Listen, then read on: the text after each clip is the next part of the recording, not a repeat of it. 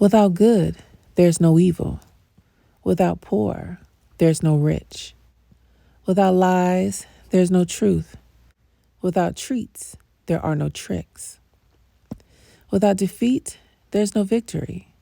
Without a beginning, there's no end. If at any time you feel offended throughout this video, just simply level up and become better within. Hello all, I am Francesca and welcome to my channel, Black Woman Thrive. On this platform, I create content to help uplift women of color by identifying limiting beliefs and barriers within one's self-esteem that has kept them from reaching their full potential to create the life they desire. What I've come to find is that manifestation starts within the mind, and when we find the strength to take accountability for how we show up in the world, it is then we can begin to change it as we deem fit for us. If you would like to learn more in depth on the method I use to achieve this awakening, you can order a copy of my best-selling book, Black Women Thrive, in the link below. With that being said, today's topic is the world needs Pickmesha. That's right, ladies of luxury. The universe did not only create this realm for us and our provider men, but deemed it necessary to create our polar opposites. Without experiencing the things we don't want, how could we know what we do want? The truth is, a lot of us Black women started out as Pygmieshas before blossoming into ladies of luxury. If you look closer, it wasn't until the Femininity movement, spearheaded by content creators such as the Pink Pill, Chrissy, Chloe, Shira71, and many others, that a vast number of us realized we no longer wanted to be possessed by the spirit of pick me anymore. Now, I'm sure you're saying, okay, Francesca, if we don't want to be pygmieshas, then why create this video about how we need them? Because, sis, in reality, we do. Let's dissect what a pygmiesha is for those who may be new to the term. There are several urban definitions, but to sum it up, a pygmiesha is a woman who comes in many shapes, different races, colors, sizes, and ages, who sees any man, usually a dusty, as the prize instead of herself.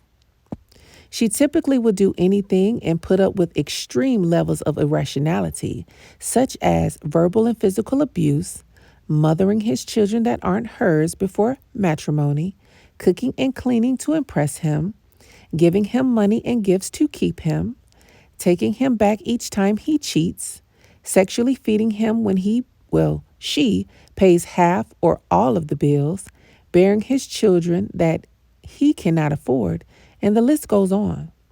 All in the high hopes that he would choose, i.e., pick her as his wife.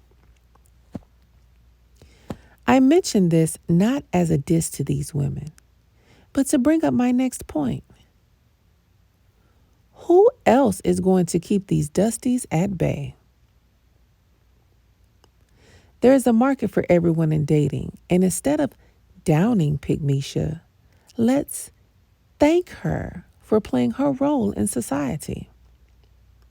If there weren't individuals like her who made time for these low-value men, could you imagine how much more chaotic it would be for us to move about in the world, especially as Black ladies of luxury, amongst all these unkept dusties? My God, we would have to go in hiding. We would be hunted and burned at the stake for being ungrateful and greedy witches in the minds and midst of these dusties. I mean, look how they talk about us now on their platforms that were built on the backs of pygmieshas. These men spend all of their energy speaking ill of women who desire a more extravagant life when they should be screaming hails to the women who provided the laptop, phone, bandwidth, and auto bill pay to do so. Mother Earth herself would probably self-destruct to rid all of us and start over if it wasn't for the spirit of pick-me women to save us from the dustiness of it all. Now, I do not promote us Black women to stay in this highlighted role, but I do ask that we stop and take a look at how their place is needed on the battlefield. Let's face it, some of these pygmies will never change their lifestyle because they are comfortable, and that's okay. Just keep leveling up, ladies of luxury, and if you run across a loud and proud pygmiesha, simply say, "Thank you for being you." Your gratitude will allow your frequency to raise, and she will smile because unlike her dusty, you saw her worthy of praise. This concludes my video, and thank you for tuning in.